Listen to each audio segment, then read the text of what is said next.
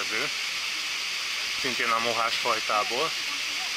Itt végig az egész fal, végestelen végig, tehát ugyan van egy kis szünet benne, de utána megint rákezd, majd mindjárt mutatom. És ez azt jelenti ugye, hogy e fölött a sziklafal fölött egy újabb tónak kell lennie. Nos hát,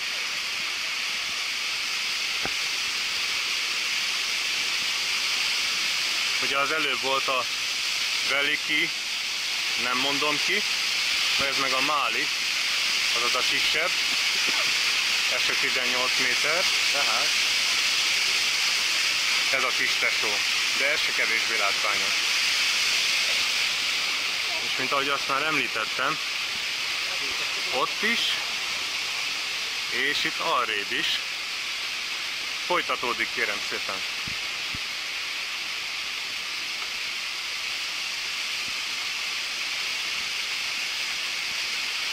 Hát itt még egy ilyen farka még így elmaradt.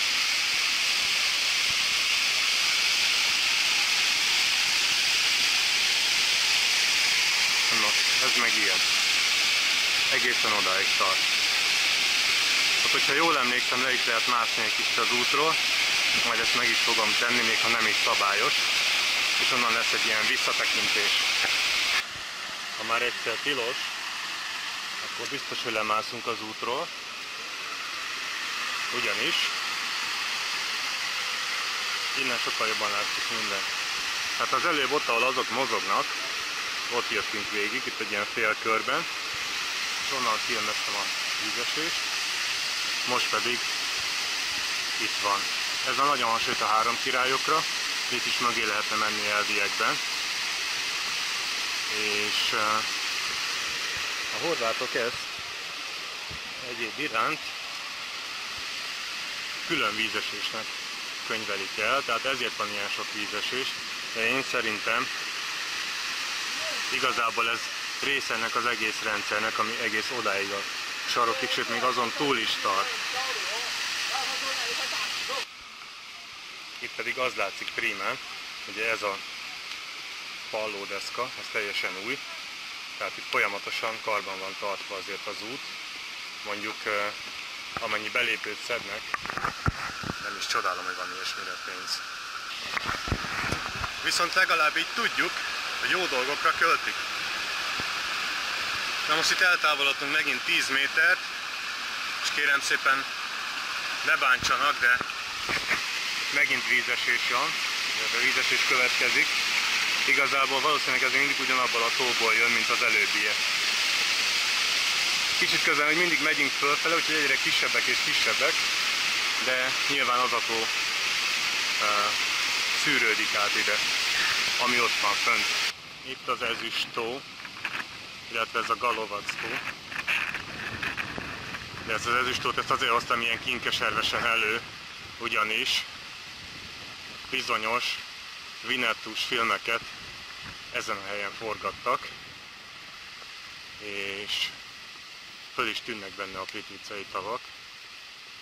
Egyéb iránt pedig egy csomó szállodának és étteremnek is van ilyen Winnetou vagy Old Shatterhand, meg ilyesmi nevük.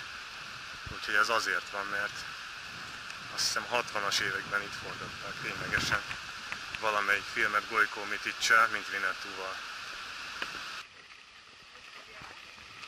Galovác tó alattunk, innen talán még ezüstebb tó. Itt nem kellett volna, hogy erőltessem a dolgot, hogy előhozzam. 12 hektár, tehát ez azt hiszem a harmadik legnagyobb tó az egész tórendszerben. És így a déli napsütésben tényleg szép és ezüstösen néz ki. Eddig is esett szó az ősz gyönyörű színeiről, de most ilyen igazi, nem is tudom, már szinte gicsesbe menő kompozíció van itt alattunk. A piros levelekkel, meg a hihetetlenül kék tóvíztükörrel. Na, érdemes ilyenkor jönni? Szerintem igen.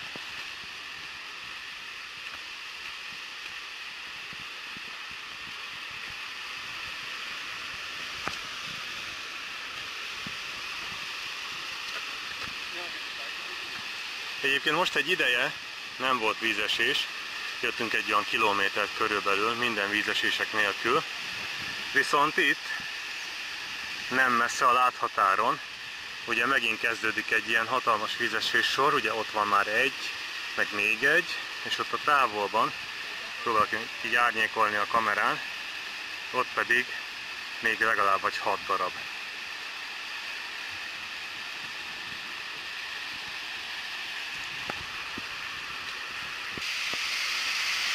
Az előbb a felvételen hallható zúgás pedig innen jött, ugyanis itt van egy vízesés az erdő közepén.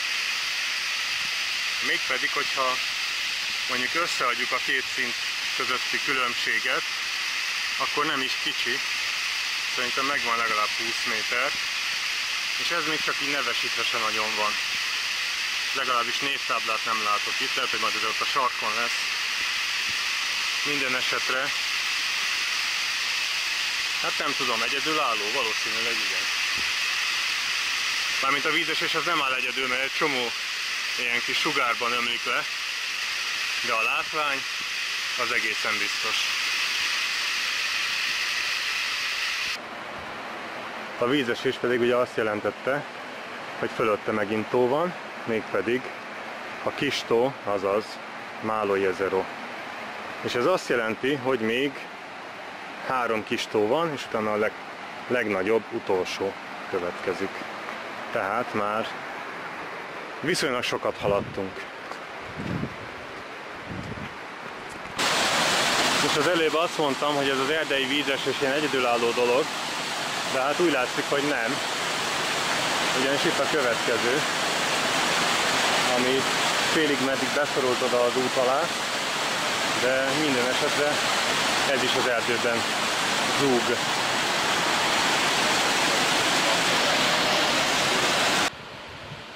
Ugye volt vízesés, akkor megint tó következik. Ez az Akrugliak, azaz a kör alakú tó. Hát a névadó az valószínűleg megbukhatott mértamból. De hát fogjuk rá, hogy nagyjából. És mivel a kör alakú tó elég kicsi, hamar a végére értünk, és íme itt a következő vízesés, ami ráadásul még egy ilyen barrikádot is visel előtte, ami piszak jól néz ki. Itt, ha jól látom, azért nagyjából az összes víz egy helyen zúdul le, tehát ez egy viszonylag bővízű esés.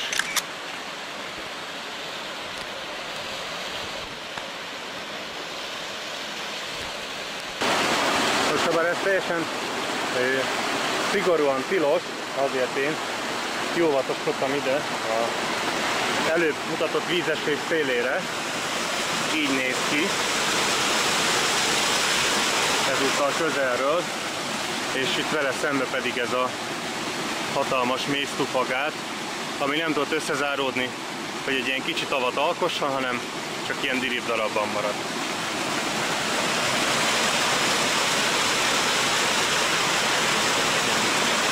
És most nagyjából pucolás kifelé, mert aztán még segberúgást is kapunk ide a végére.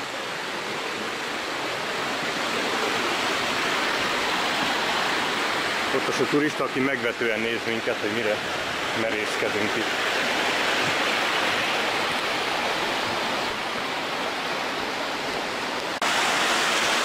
Itt pedig újra csak az látszik, hogy valójában mekkora is az a folyó, ami az egész tórendszert kialakította.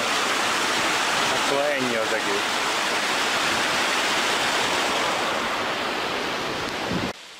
Haladtunk, itt a következő tó. A Cigánytó terül el, ez a neve. 7 hektáros. Mondjuk nem igazán hiszem, hát nem fekete. De állítólag cigányok fürödtek benne valamikor, ami már önmagában is eléggé hihetetlen dolog, mert azok ugye nem éppen erről híresek, hogy olyan nagyon sokat fürödnének. De hát mindegy. A szájhagyomány az így nevezte el. Szerencsére most a környéken egy darab sincs belőlük. Itt viszont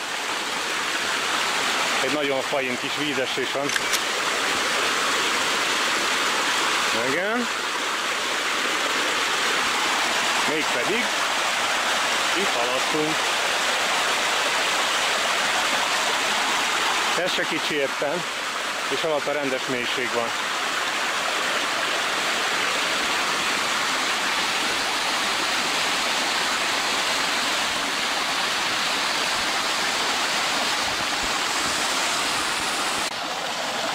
És az, hogy partvidéken vagyunk, mi sem bizonyítja jobban, mint hogy itt van egy működő víznyelő. És nyeli is rendesen.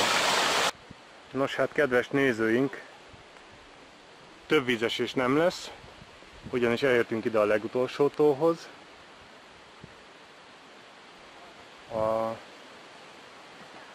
Mindjárt mondom a nevét, mert ezt nem bírom megjegyezni még 2 másodpercre sem. Sajnos ezt mindig be kell puskáznom valahonnan. Tessék, itt a neve, Roszcsánszko jezero, 68 hektár.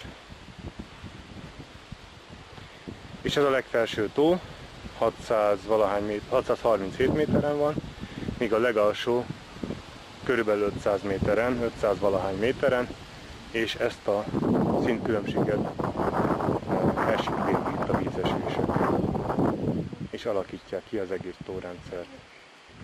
Úgyhogy nagyjából itt a vége, innen már csak a buszhoz kell elérnünk, ami szerintem valahol itt lesz most már hamarosan, és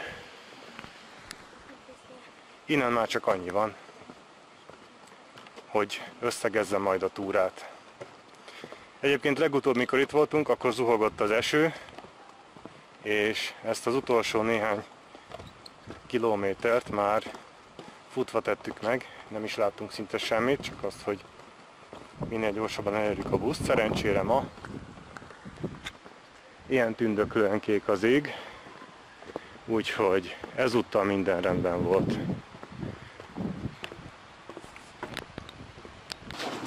Véget ért a buszos túra. Ilyen volt a járgány. Nyáron mondjuk azért közelharcot kellett folytatni a helyekért. Most viszont minden a legtökéletesebb rendben volt. És tulajdonképpen lent vagyunk az első bejárat mellé, vagy mellett. Szinte rögtön. Hát az utolsó szakaszhoz értünk.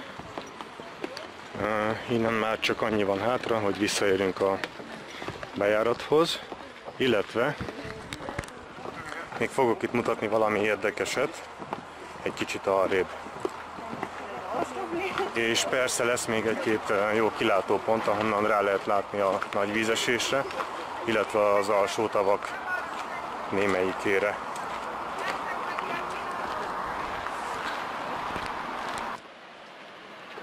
Akkor, ahogy ígértem, ez az első kilátópont, és ott van a Kozjak-tó, illetve az első sor vízesés, és alatt következnek sorban a tavak itt. Mondjuk a bokrokon nem igazán látszik minden.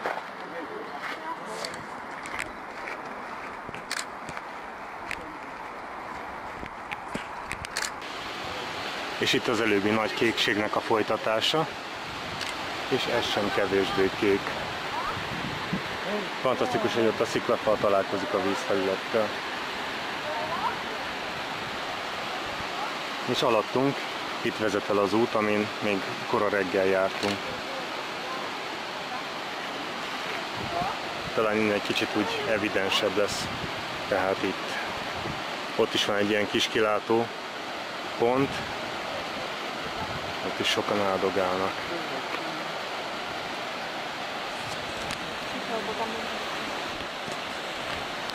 És hát nem tudom, hogy mennyire ismerős ez itt, ez a barlangnak a bejárata, tehát igazából onnan ide lehet fölmászni, erre a legfelső gyilokjáróra.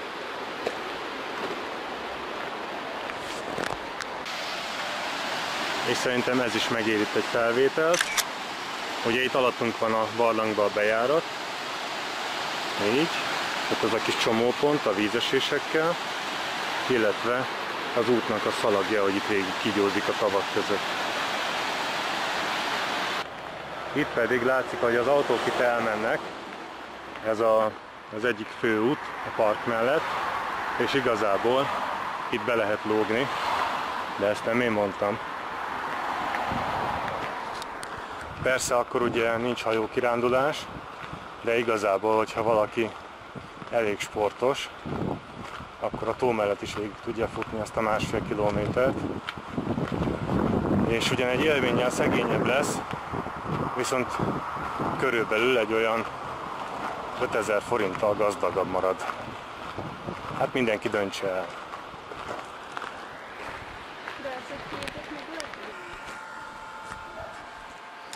Egyébként pedig a belógásban néha az is benne van, hogy tényleg órákat kell várni, amíg az ember egyet tudna váltani, és igazából bent a parkban is, például a hajóállomáson lehetett jegyet venni, ezt még nem mondtam.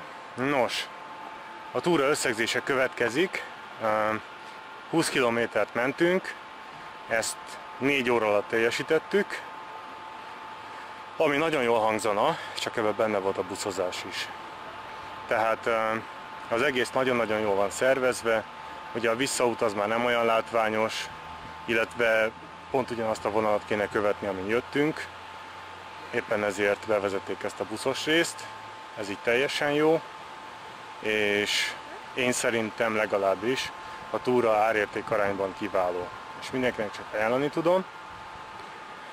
Holnap pedig a Velebitbe leszünk, oda is kövessenek minket. A viszontlátásra!